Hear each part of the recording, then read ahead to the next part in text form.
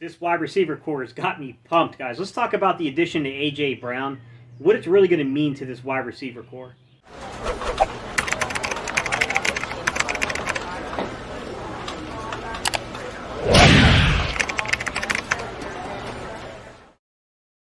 What's up, Eagles Nation? What's going on, NFL world? How you doing, Division Rivals? This is Stephen Hyder, Gate City Sports Channel. The sports channel where the cerebral NFL fan comes for about 10 minutes of daily content.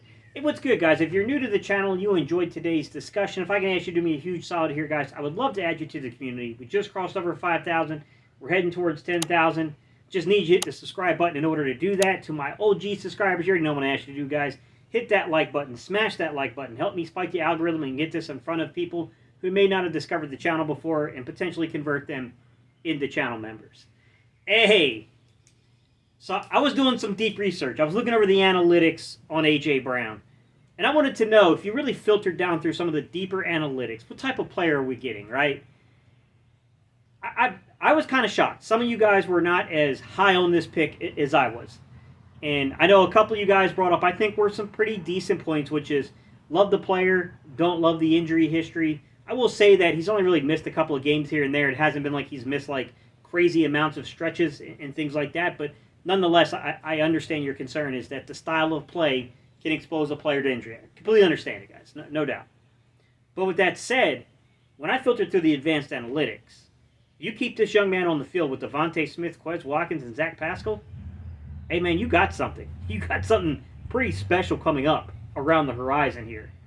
Let me break this down by yards per route run. We often hear people talk about production, how many catches a guy's had, how many yards they've had, right? Well, it's kind of like playing basketball where you're looking at a guy's points per game, right? Well, I mean, that doesn't tell you how many attempts he's taken a game. If he's throwing up 60 attempts, only putting up 24 points, you're going to be like, yeah, he's probably, you know, that production is probably not as great as people think. Well, it's kind of the same thing with receivers, and that's why you use yards per route run. You're looking at over all the routes that they run in a game, how productive is that yardage? What is it when you filter it like that? A.J. Brown has been a top 5 production receiver over the past 2 seasons. In 2020, he was the number 2 rated wide receiver in terms of yards per route run. In 2021, he was the number 5 rated receiver in terms of yards per route run at 2.72. I did filter this by 20%. That's the marker I normally use. That way you don't get like one guy, you know, who's just, you know, ran a handful of routes and is completely causing this to go off the wires, if you will, go like haywire. I do filter to make sure that doesn't happen. That's the type of player we're getting in A.J. Brown. And by the way, Devontae Smith, his rookie season, he finished 39th. He was a top 50 player in terms of yards per route run, judging that production over the amount of snaps, the routes that he runs. He had a 1.73 marker, which ranked him top 40.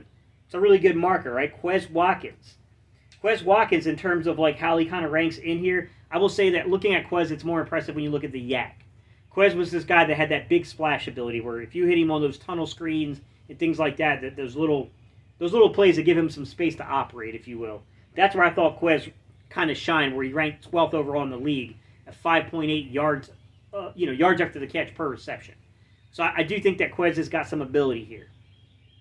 When I looked at a guy like Zach Pascal, I mean, he's okay, guys. I thought that Zach is definitely a number 4 in terms of this group. I don't know that last year was the best representation of Zach Pascal's abilities, but I will say his underlying analytics are just kind of 77th when you look at like Yak. He was 71st when you looked at plays above 20 yards, 9 attempts, 4 receptions. Versus man coverage, he was somewhere around 90th, 91st, 60.3 grading, how they graded him out. So, I mean, Zach Pascal's a 4. He's a 4 that gives you some ability. I think he can definitely play over the middle. I think he helps size protect with A.J. Brown. I think those two guys together give you that kind of ability. But nonetheless, I mean, Zach Pascal's definitely, there's a step down when you get past Quez to Zach. With that said, this roster's up for, it's going to be spectacular to watch this kind of play out, guys. When we talk about beating man coverage, right? In 2020, A.J. Brown was the 3rd highest graded receiver versus man coverage. Devontae Smith last season was the 32nd highest graded. Then you look at Quez Watkins, he was the 42nd highest graded receiver versus man coverage. We got 3 receivers in the top 50 versus man coverage. Okay, sure, teams play zone. Teams play a lot of zone. You got to beat zone as well. But you got 3 guys that if you need them to win on a one-on-one matchup, you got 3 guys who did it at a pretty high level the year prior. And to be honest with you, A.J. Brown has that track record, guys. He was 4th last year. He was 3rd overall the year prior in 2020. There is a lot being added to this roster. There's a lot to be excited about. I mean, all 3 of these dudes can play over 20 yards. It was another aspect I noticed. When you look at plays above 20 yards, A.J. Brown ranked 31st. 19 attempts, 7 catches, 2 touchdowns. When you looked at who I think is going to take the biggest leap above 20 yards, which is Devontae Smith, he ranked number 4 overall, above 20 yards, guys. He had 34 attempts, 12 receptions, and 3 touchdowns above 20 yards. Now, when I'm ranking them, it's by the attempts, how many attempts they're seeing. And then you looked at Quez Watkins, guys. He finished, I want to say it was 29th, 20 attempts, 8 receptions, no touchdowns. Kind of shocking. I think Quez is going to give him a touchdown this year above 20. I think that's definitely going to happen. All 3 of these dudes can play above 20 yards. They can play those vertical concepts. They can stretch the field for you. But I think when you got guys like Zach Pascal and you got guys like A.J. Brown who can control the short, shallow, middle stuff for you, and then you got dudes like Devontae Smith and Quez Watkins that can beat you over the top, and then A.J. Brown on occasion can get you that kind of production as well, I think you got a really, really diverse set of guys out here playing wide receiver. And the last thing I'm going to talk about is the 1, 2, 3, 4, the 5 remaining guys on this roster, and how do you fit that 5th receiver, right? Jalen Reagor is going to be the hands-down favorite going into camp, guys. I mean, he's a former first-round pick. It's really hard to move on from those type of guys without actually getting trade value back in return for that player. Reagor's played some punt return. He's played some kick return. I'm not going to say he played well. I'm going to say he played. I do think that, when you go back to his college game, he was pretty good at that aspect of his game. I don't know if just removing him from the most part of your offense allows him to refocus there and you can't get something back from him. But I think we have to call a spade, guys. If that's all Jalen Reagor becomes, it's a first-round pick. That's a big problem. It's a monumental problem, especially when you got a guy that's going to be eventually going to be coming up on that 5th-year option. We're not there yet. I mean, you still got 1 more year that you can keep him kind of on that rookie contract, but it's going to be really hard to kind of hide that, if you will. Beyond that, guys, you got Greg Ward Jr., who played a ton of special teams as well. I mean, just going back to 2019 when he broke in, guys, he played punt return, kick return, and punt coverage for the Philadelphia Eagles. He's a special teams guy that can play. We know he can be a solid 5th wide receiver. I know he can step in and play if someone gets injured. I know that he can give me, he's not the size protection type of A.J. Brown or Zach Pascal, but I know he can play that short intermediate level of the field and be a conversion target, if you will, if it is necessary. Beyond that, I think you get into guys that you can potentially project, right? Deon Cain, I went back to his college film, guys. There's a couple times he might have played bullet on the kickoff return team, but I ain't see much, guys. Kick coverage team. I didn't see much from Deon Cain. I'm not too sure he has a great possibility of making the roster. He might make the 16-man practice squad. John Hightower did play some kick returner, a lot of punt returner, and some punt defense back in the day, back when he was in college at Boise State.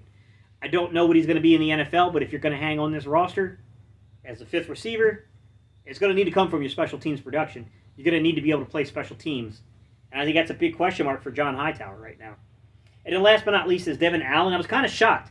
He didn't play as much special teams back in 2016 as I thought, but I do remember he did have an injury that season, so I don't know if maybe that impacted his production. I know he can play special teams. We've seen him handle like punt returns and kick returns in his college career. We know he's explosive in that element, but there wasn't a lot to like kick coverage and punt coverage. I didn't see that in 2016. I'm only speaking to 2016, his last season in college. So I'm not too sure what you got there from Devin Allen, but I would say that Devin Allen is a long shot to make the roster, and I would say the real battles between Greg Ward Jr. and Jalen Reagor.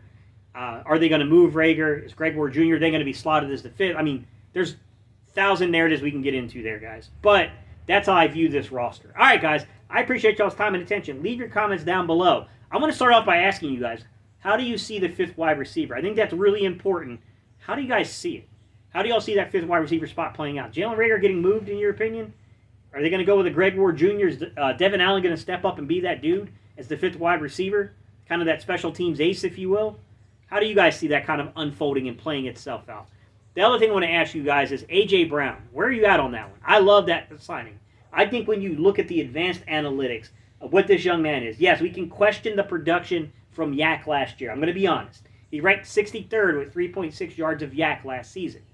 But I will say Yak doesn't speak to a guy's toughness and the difficulty he presents defenses to tackle. Because the year prior, he had 5.9 yards of Yak per reception, which ranked 11th. So he was in the top 12. I do think there's some complexity there, right? But nonetheless, I have to speak to what is there and what is not there. So leave your thoughts down below. What do you think about A.J. Brown, Devontae Smith? How do you see this stuff playing out, guys? Because I think that we've got something real special brewing offensively. Add in Dallas Goedert. Add in Kenneth Gainwell. Add in Miles Sanders for his last year potentially in Philly. Maybe he gets a contract extension. I don't want to speak ahead of times. I mean, there's times to work this stuff out. You know, you got Boston Scott is kind of that second, third running back position as well. What do you think about this offense, guys? I think we're on the verge of, boy, if Jalen Hurts is the guy, this is going to be explosive. Fireworks are about to get set off. We're about to see something special. That's kind of how I see it, guys. All right, y'all. I appreciate y'all's time and attention. I'll see y'all later.